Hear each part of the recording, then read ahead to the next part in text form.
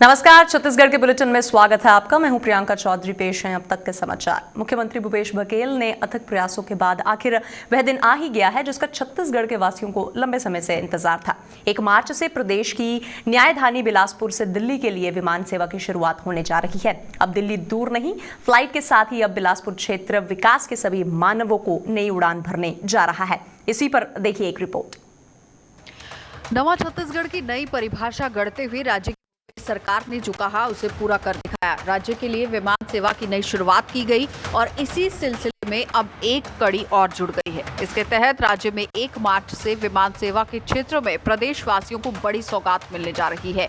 Regional connectivity scheme के तहत छत्तीसगढ़ की न्यायधानी बिलासपुर को एयरलाइन सेवा से जोड़ा जा रहा है, जिसके बाद बिलासपुर से नई दिल्ली के लिए 2 फ्लाइटें उड़ान भरेंगी। देखिए, माननीय मुख्यमंत्री भूपेश बघेल जी ने बिलासपुर से सीधे दिल्ली और अन्य शहरों के लिए उड़ान चलाने की मांग केंद्रीय उद्यम मंत्री और आज स्पष्ट हो गया है कि माननीय मुख्यमंत्री भूपेश बघेल जी के प्रयासों से बिलासपुर की जनता को 1 मार्च से सीधे दिल्ली की उड़ान मिलेगी। उनको रायपुर एयरपोर्ट आने की आवश्यकता नहीं है।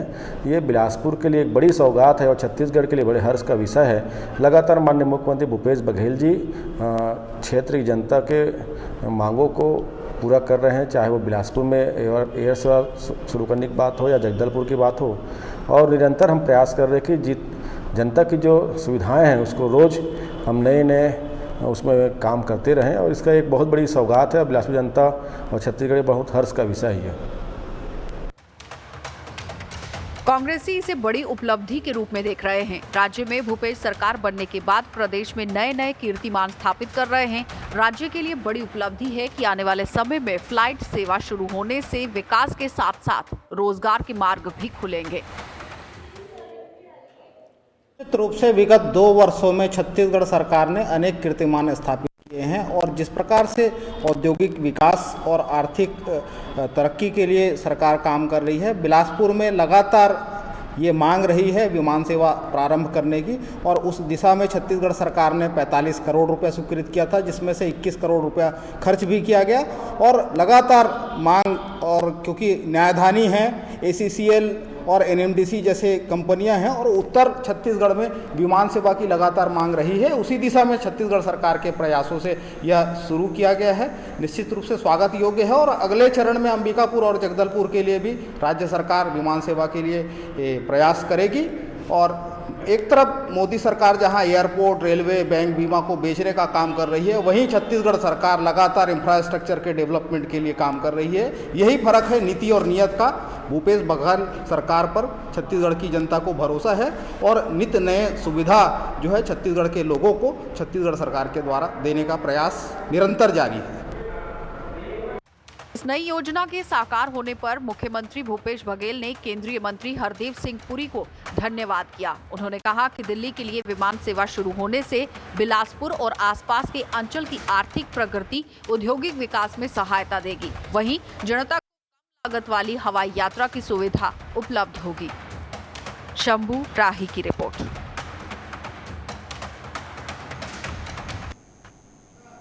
छत्तीसगढ़ में बढ़ते रेप की घटनाएं और महिला प्रताड़ना के आरोपों को लेकर बीजेपी महिला मोर्चा की प्रदेश अध्यक्ष शालिनी राजपूत और महिला मोर्चा प्रभारी लता उसेड़ी ने प्रेस कॉन्फ्रेंस के दौरान महिला मोर्चा के कांग्रेस सरकार पर हमला करते हुए कहा है कि कांग्रेस सरकार के 2 साल के कार्यकाल में महिलाओं और बेटियों के खिलाफ अत्याचार की घटनाएं लगातार बढ़ रही हैं। ये राज्य सरकार की नाकामी है। महिला मोर्चा की प्रदेश अध्यक्ष शालिनी राजपूत ने कहा है कि छत्तीसगढ़ में अपराध भी बढ़ रहा है, लगातार रेप और महिलाओं की हत्या भी हो रही है। इस विषय को लेकर हम धरना भी देंगे और इसी को लेकर 20 फरवरी को स्वाभिमान मार्च निकाला जाएगा। बूढ़ा तालाब में धरना देने के लिए पैदल मार्च कर राज्यपाल को ज्ञापन भी सौंपा जाएगा। 20 तारीख को जो हमारा कार्यक्रम है भारतीय जनता पार्टी महिला मोर्चा के द्वारा, प्रदेश में अनाचार की संख्या निरंतर बढ़ रही है। सरकार की असंवेदनहीनता के कारण विशेष करके हमारे पिछड़े जो क्षेत्र हैं, अनुसूचित जनजाति इलाके हैं, इनमें घटनाओं का बढ़ना सरकार की असंवेदनहीनता को बता रहा है। इन सारे मुद्दे को और प्रदेश में कानून व्यवस्था का ढीलापन, इन सारे मुद्दों को लेकर महिला मोर्चा के द्वारा रायपुर बूढ़ा तालाब में हम सब एकत्रित होंगे और बूढ़ा तालाब में धरना देकर राजभवन तक पैदल मार्च कर महामहिम जी को ज्ञापन सौंपेंगे। ये कार्यक्रम छत्तीसगढ़ के 4 जिलों को यहाँ पे एकत्रित किया जा रहा है, रायपुर, ग्रामीण, शहर, भिलाई और दुर्ग, और बाकी हमारे जो अन्य ज़िले हैं उन ज़िलों में भी इस तरह के कार्यक्रम 20 तारीख को ही आयोजित किए गए हैं, ताकि हम इस कार्यक्रम के माध्यम से सरकार की गलत नीतियों के विरोध में महामहिम जी को ज्ञापन सौंपने वाले हैं। अंबिकापुर ट्रांसपोर्ट नगर में बिना जमीन आवंटन कुछ लोगों द्वारा अवैध निर्माण किए जाने की पुख्ता जानकारी के बावजूद नगर निगम प्रशासन द्वारा कोई भी कार्रवाई नहीं की जा रही है। भाजपा ने सत्तासीन कांग्रेस के संरक्षण में ट्रांसपोर्टर नगर की जमीन पर अवैध निर्माण किए जाने के आरोप लगाते हुए निगम प्रशासन की भूमिका पर सवाल खड़े किए हैं। ये अंबिकापुर में बहुत प्रतिष्ठित ट्रांसपोर्ट नगर है, जो हम लोगों के भाजपा के समय में उसका विकास करके उसको स्थापित किया गया था। उस जगह पे अभी कुछ लोगों के द्वारा उसको राजनीतिक संरक्षण में उसको अतिक्रमण किया जा रहा है और 4-5 दिन से कार्रवाई हो रही है और लगातार इसके लिए आपत्ति की जा रही है, लेकिन निगम की ओर से या शासन की तरफ से कोई कार्रवाई नहीं हो रहा है। तब चूँकि बहुत महत्वपूर्ण चीज़ है ट्रांसपोर्ट नगर जैसे, जिसके लिए नगर निगम वहाँ भवन बना चुका है, उसको वहाँ उनको स्थापित करने की तैयारी कर चुका है, डेवलपमेंट किया है। ऐसे जगहों पे भी जब अतिक्रमण होने लगेगा तो बाकी पूरे शहर का तो कोई मालिक नहीं है फिर तो।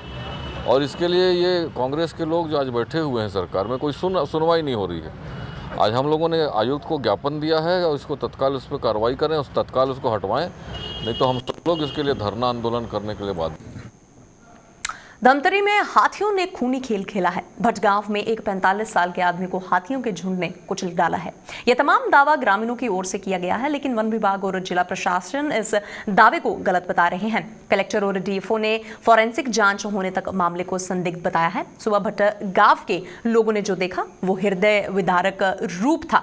इसी पर पूरी कार्रवाई के दौरान मौके पर मौजूद ग्रामीणों द्वारा भारी आक्रोश भी जताया गया और ग्रामीणों ने डीएफओ और एसडीएम की गाड़ी को कई घंटों तक घेरे भी रखा। इस बीच काफी तनावपूर्ण स्थिति भी बन गई थी।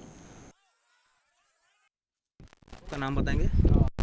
मैं नरेश यादव, पूर्व सरपंच, ग्राम पंचायत सोरम। अच्छा, ये क्या घटना घटी है, क्या जानकारी मिली आपको? अभी जानकारी ये है कि विश्रामपुर का कोई लड़का है संजू मंडावी नाम का, पता चला है कि ग्रामवासियों के द्वारा कि अभी गांव में आसपास में पूरा दहशत है कि हाथी का यहाँ आगमन हो चुका है सोरम जंगल में।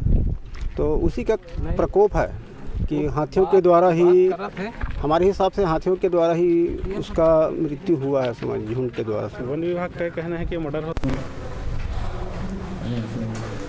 सर, भटगांव में एक लाश मिली थी काफ़ी क्षत स्थिति में, और काफ़ी दिनों से उधर हाथियों का भी आना जाना है। तो ग्रामीण आक्रोशित हैं कि हाथियों ने ये किया है, बुरी तरह से उसे मार दिया है। ये विषय जो है आज सुबह अर्ली मॉर्निंग में मेरे संज्ञान में आया, तो उसमें जो फॉरेस्ट डिपार्टमेंट की जो टीम थी, रेवेन्यू की जो टीम थी और पुलिस की ये टीम वहाँ पर गई उस साइट पे, और वहाँ से जो प्रारंभिक जो हमको तस्वीरें प्राप्त हुई उसके आधार पर हमको ये पूरा मामला सबसे पहले तो डाउटफुल हमको ये लगा, क्योंकि इसके पहले भी मैं हाथी प्रभावित क्षेत्र जसपुर में मैं काम कर चुका हूँ। हाथी इस पैटर्न पर कभी भी किसी पर अटैक नहीं करता है।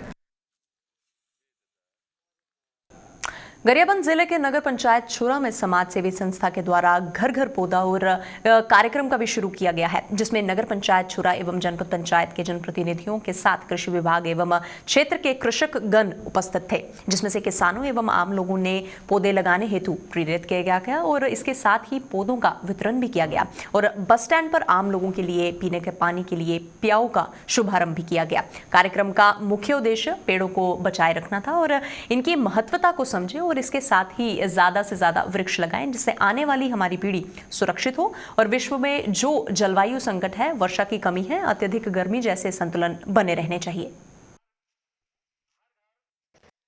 सर, आज की इस कार्यक्रम का क्या उद्देश्य है? कार्यक्रम का आज के कार्यक्रम का उद्देश्य ये है कि पर्यावरण को हम लोग कैसे सहयोग कर सकते हैं, कैसे पर्यावरण के लिए बहुत अच्छा कुछ कर सकते हैं। हम लोग युवा संगठन के द्वारा बहुत ही अच्छा कार्यक्रम रखा गया है, हर घर पौधा घर घर पौधा।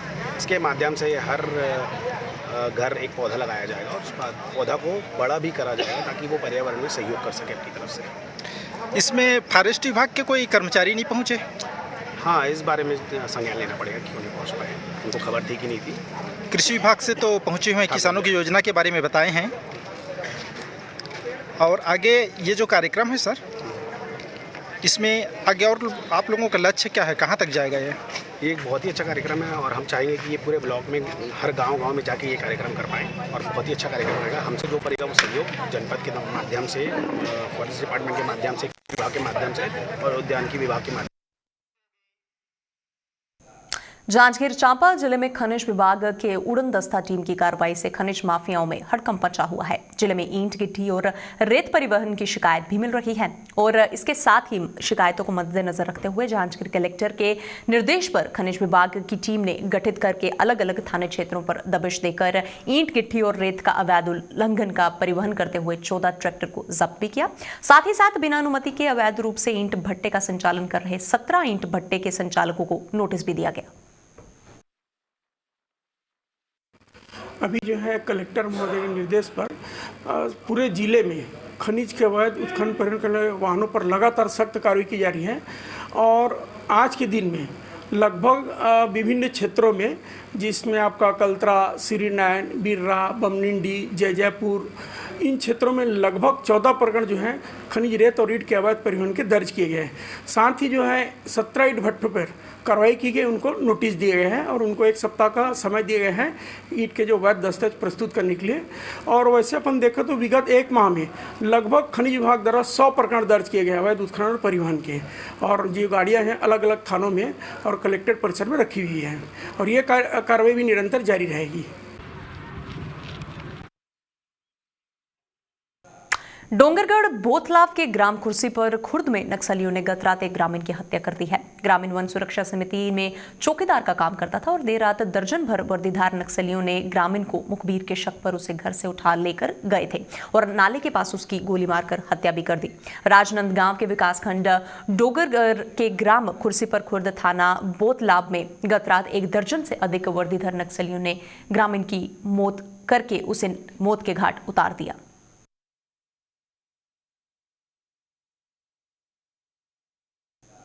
छत्तीसगढ़ के बुलेटिन में फिलहाल इतना ही। आप बने रहिए हमारे साथ। नमस्कार।